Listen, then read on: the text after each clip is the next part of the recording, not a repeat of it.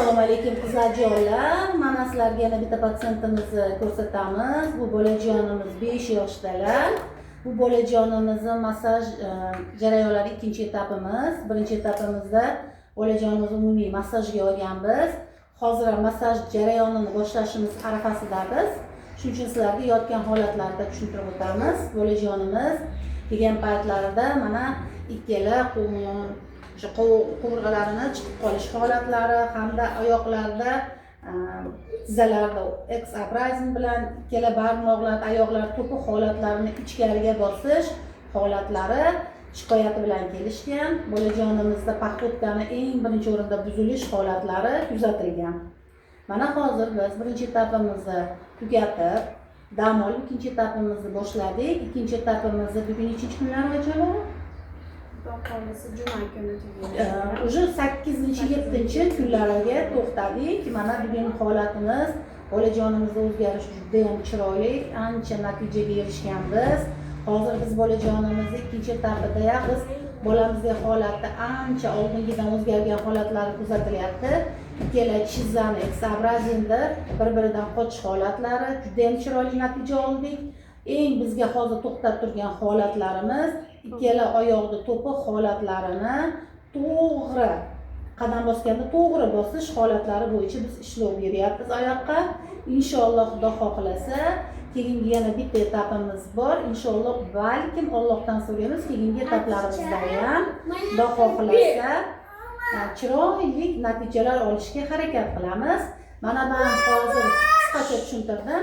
Endi biz oyijonlari bilan gaplashamiz, chunki oyijonlari birinchi kelgan holatlar bilan keyingi holatlarini kuzatish holatlari bo'lgan. Shuning uchun oyijonlar bilan gaplashamiz. Oyijonlari mana farzandimizni kelgan paytlardagi holat bilan hozirgi holatlarda qanaqa o'zgarishlar bo'ldi, nimalarni sezdingiz? Siz o'sha o'zgarishlarni qanday bo'layotgani yaxshi tarafga ketyapsizmi yoki qanday holatda qolganimizni tushuntirib berasizmi degan sizni suhbatga taklif qilamiz. Qanaqa farzandingizda o'zgarish bo'ldi? Avvalambor Majdupa, rahmat sizga kattakon. Rahmat, sog' bo'ling. Avvalo Alloh izni bilan keyin sizni sabab qilib qo'yibdi. Mana Xudo xohlasa bundan oldingi etaplarimizda o'zgarishlardan boshlasam sizga ishtahalarida o'zgarishlar, masallar, uyqusida o'zgarish.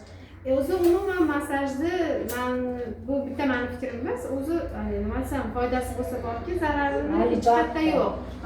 Muskullarni o'ziga ham, misol uchun qon aylanishiga ham har tomonlama foydali.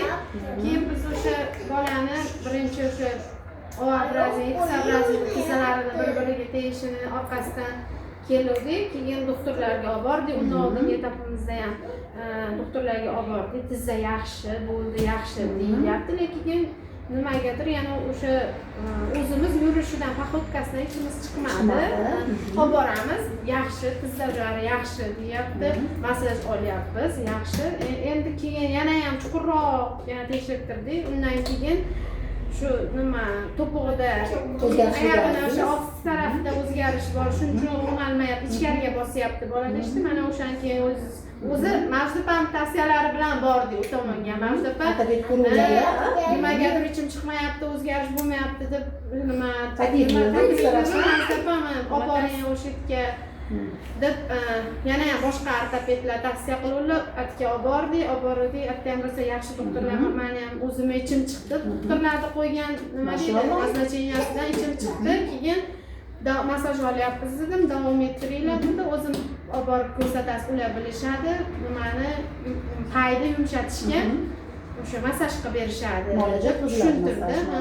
Keyin hozir endi Majdupa payi bilan ishlayaptilar, elektroforez mumiyolarni ham payiga qo'yyapmiz. Xudo xohlasa endi ortopedический oyoq kiyimlarini ham kiyadi, hammasini bir qatorda olib ketasizlar dedi.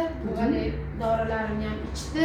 Hammasini o'sha bitta paytda teng olib ketasizlar deb doktor tushuntirdi shuni ham. Endi hozir misol qo'rqmaydi, boshqa qilmaydi. Bu ham olgan, bu kichkina, bu ham olgan, endi bu ham yana davom ettiradi. Inshaalloh. O'zi bu bolamizda o'zgarish bor. O'zgarish bor. Biz nima deydi, Xursandmisiz?